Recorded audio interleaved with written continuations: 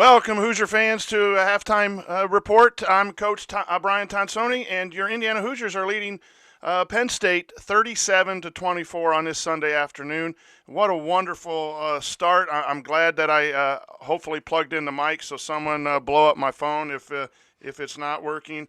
But really great effort by your Indiana Hoosiers in a really big game. With 3 home games left and 2 road games left in the season, and Indiana squarely on the bubble for NCAA tournament berth.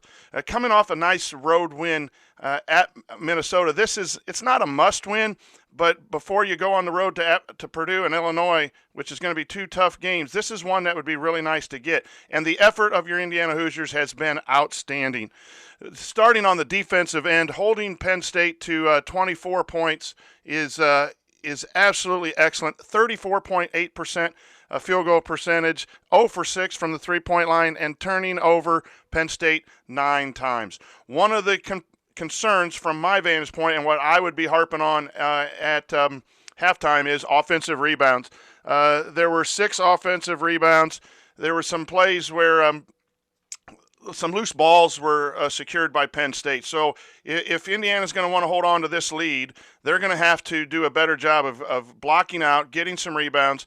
I think the first 4 points that Penn State scored in the game were off second chance opportunities. And that's the way Penn State's going to get back in the game. They're going to hit some shots. They're going to turn Indiana over and get some home runs, kind of like that pass against the press there at the end.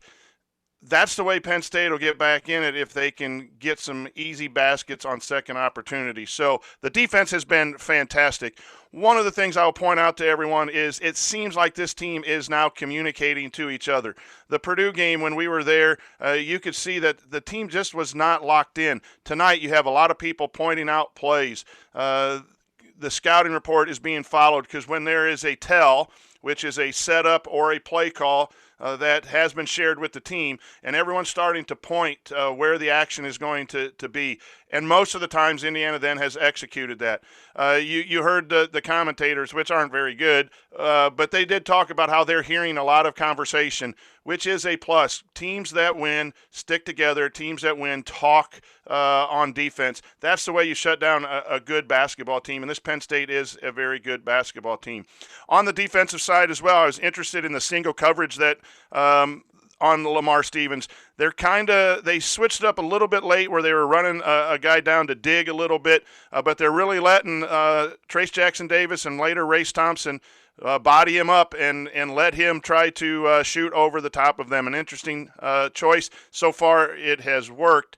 Stevens does have 14 points, but again, you're seeing when Indiana's playing well, they're taking away the other players and somewhat just trying to guard the star player one-on-one. They did it with Luka Garza. They're doing this with Lamar Stevens. So 14 points for Lamar Stevens on 5-11 shooting, but the rest of the Nittany Lions have not been able to get going. On the offensive side, great post feeds again, an emphasis 2 games in a row, getting the ball inside. Numerous amounts of times the ball went inside. Our bigs have to finish. They don't have great angles, and when they don't have great angles, they're kind of stuck, and they're trying to go up and around and avoid contact. They have to go through contact.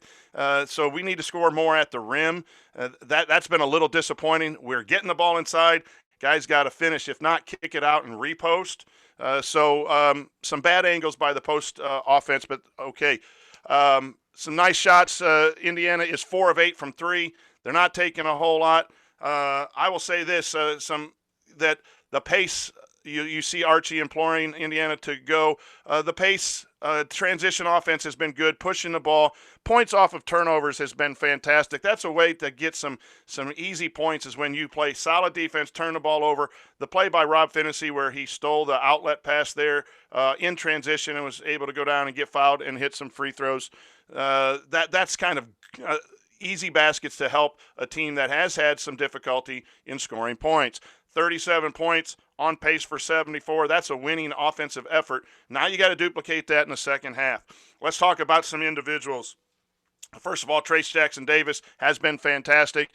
He is 4 of 9, and some of those shots he's got to work his way to get clean shots in order to keep scoring. But he's got 9 points. on the day, 5 rebounds. Again, we're just used to Trace Jackson Davis playing great, and you got to credit him for battling a really good player and a senior on defense. Also, Al Durham. The thing to watch, he's got 9 points, but Al Durham's pace of his cuts. He's cutting really hard. They set some pin screens for him to come out when he hit the 3. He's coming out from under the basket, and the post is coming down from the wing to set a pin screen. When he gets his feet set, his shot has been a lot better this year.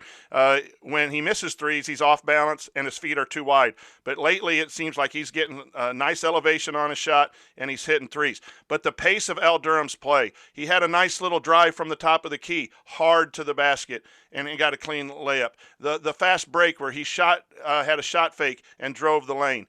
But even when he's not scoring, he is moving with a great purpose, which does open up the inside and does open up the offense.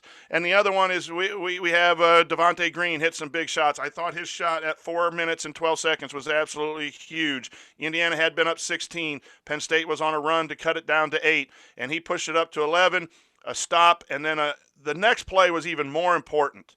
Devontae Green hit his first shot. He's coming down on a 3-on-2 fast break, and everyone, even the announcers, were saying that he's probably going to pull. But he had the advantage, and he made the right decision to throw to the right wing, and Al Durham had a long closeout on him by the defender and shot faked and went to the rim and scored. And now that's a 5-0 run to answer a Penn State run. And in the history of this team has been when the runs have gone against Indiana, the heads have gone down and have pouted. And there's a great example of staying within the game. Now, Devontae did come down later on a fast break and pull and hit one.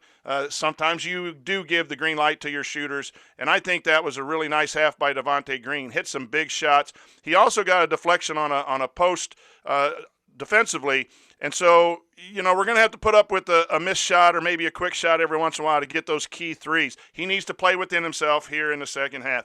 Race Thompson's energy is just, I think, another reason why Indiana's playing better here recently. It's just infectious. His tips on offensive rebounds are fun to watch. When he rips the rebound down, he just needs to get a little better offensive game, and he will just be a dominant player, I think. Maybe not dominant. Maybe that's too hopeful, but he has really brought a lot of energy. And I have to give kudos to Duran on that pass where he was ahead, had great defense, and then he leaked out. He was off balance, threw it to TJD for a monster dunk early in the game.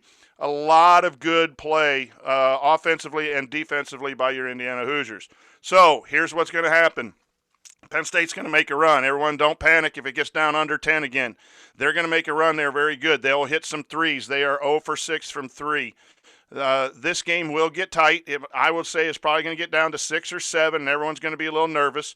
But it's nice to have a cushion right now so you can withstand that type of run. The game is going to be won on the defensive end. The biggest thing I'm talking to my team about right now is you have to adjust to the horrible officials. The officials are calling having a real tight whistle, and it's just ticky-tack, and it's not even on both ends. So it's atrocious, to be honest with you. But you must adjust, and you can play good defense with your feet. Got to get your hands off, no arm bars. You have to beat people to the spot. When you're not doing that and you're hipping or you're using your hands, it's going to be called right now. And so play with your feet, play hard on defense. The game's going to be won defensively. 37 points. Indiana can get to 75. I think they're going to win the game. But you got to rebound. And you got to limit the possessions. On offense, keep pounding the ball inside. That has been a recipe the last couple of games for good offense. Get it inside. Take good selective threes. Keep the pace going until about the 6-minute mark, and if you're up double digits, then you want to work some clock. I'm always cautious about doing that, though, because you get a little tentative. Stay aggressive on offense, move your feet, adjust to the whistle on defense, and keep rebounding the basketball. And fans will be back afterwards with the gang for a post-game report. Hopefully we can withstand any run that comes from the Nittany Lions and come out victorious. Thanks for listening. Let's go Hoosiers.